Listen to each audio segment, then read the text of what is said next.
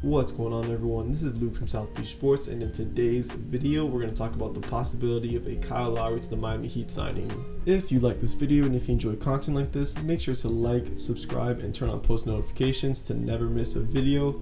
Also, go ahead and comment down below if you would like to see Kyle Lowry in a Heat uniform next season. So at this point, it seems like a Kyle Lowry to the Heat signing is almost inevitable.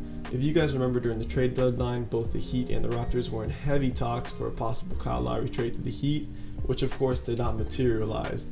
The Raptors wanted Tyler Hero in a package for Lowry, while the Heat were only willing to give up Duncan Robinson. Thus, the two sides were not able to reach a deal.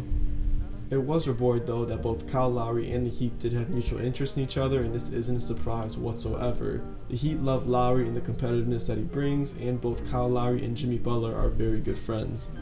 It's already been reported that Lowry is on top of the Miami Heat's offseason wish list, so if Lowry is still interested in what the Heat have to offer, then there's definitely a strong possibility that he could end up signing there this offseason.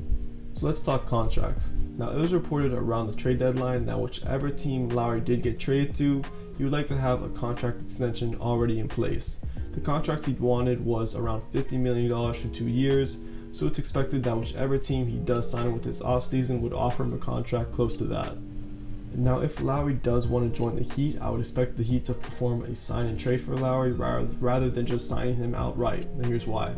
So if Lowry does sign with the Heat outright and there's no sign and trade in place, then the Heat would be hard capped, which means they couldn't really do much else in free agency. They couldn't use their mid-level exception, and they would have to renounce the rights of Duncan Robinson, which would make Robinson an unrestricted free agent, and they would lose the bird rights for him.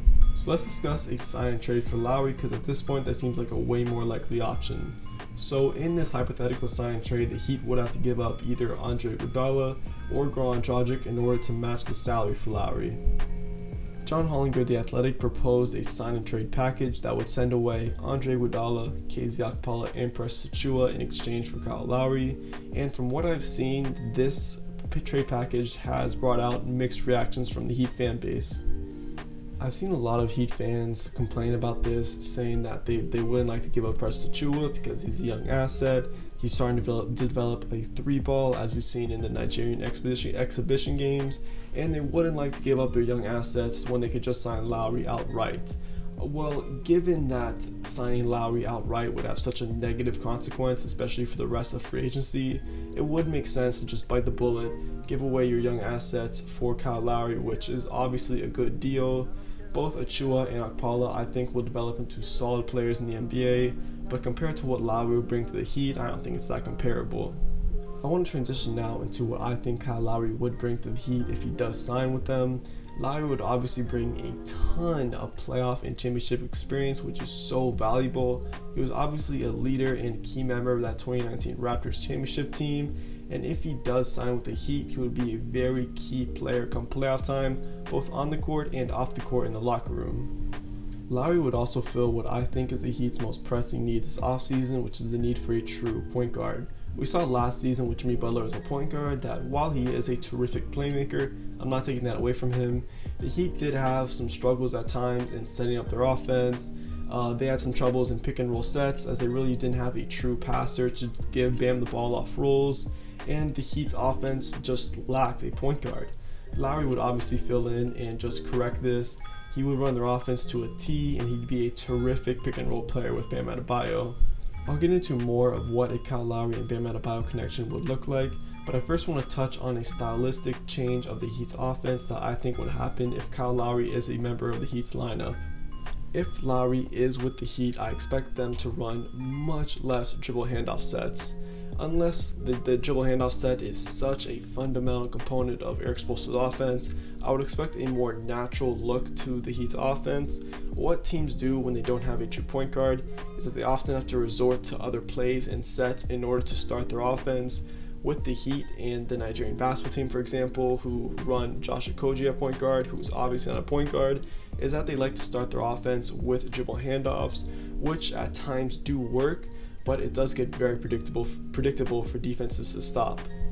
To touch back on the Bam Adebayo and the Kyle Lowry connection I alluded to earlier, I expect Bam Adebayo to take a massive leap offensively if Lowry is the point guard of the Heat. I know some of you might be asking, Luke, why would Bam Adebayo's offensive game take a massive leap with Kyle Lowry at point guard? To this I say, look at the Phoenix Suns and look at DeAndre Ayton. Ayton has improved so much offensively this year with Chris Paul at point guard, and that's no coincidence. Paul has helped Ayton turn into one of the best rollers in the NBA, and that's just simply because Paul has been able to give Ayton the ball when he needs it. The Heat really don't have a point guard that's able enough to facilitate the ball to Bam on pick and rolls consistently, on the low block consistently. They need someone that's going to put Bam Adebayo in the best possible position to succeed. And Kyle Lowry, who in my opinion is still a top 10 to 15 playmaker in the NBA, would absolutely do this. Just to touch up on what else Kyle Lowry would bring to the Heat, Lowry would be a very solid defender in the backcourt next to Jimmy Butler. Lowry's never been the quickest defender, but he's very smart, he's tough, he's a competitor, he sets charges, he does the dirty work, and he would really fit that Heat culture build that the Heat want from their players so badly. From a scoring perspective, Lowry would be a very, very solid third option next to Bam Adebayo and Jimmy Butler in the Heat's offense. Lowry would average anywhere from 15 to 18 points a game, and he would be able to score these points in a multitude of ways. He could finish at the basket, he could create his own shot in the mid-range or at the three-point line, and he can also be useful as a floor spacer as just a spot-up shooter. I think a lot of people view Kyle Lowry as someone who would just help the Heat in the short term, but I think he would also have some long-term benefits for them.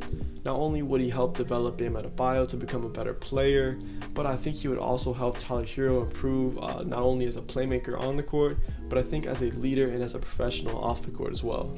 So that's going to be it for today, guys. If you enjoyed the video and if you enjoyed content like this, make sure to like, subscribe, and turn on that post notification bell. Also, go ahead and comment down below your thoughts on Kyle Lowry signing with the Miami Heat. With that being said, I will catch you later. Peace.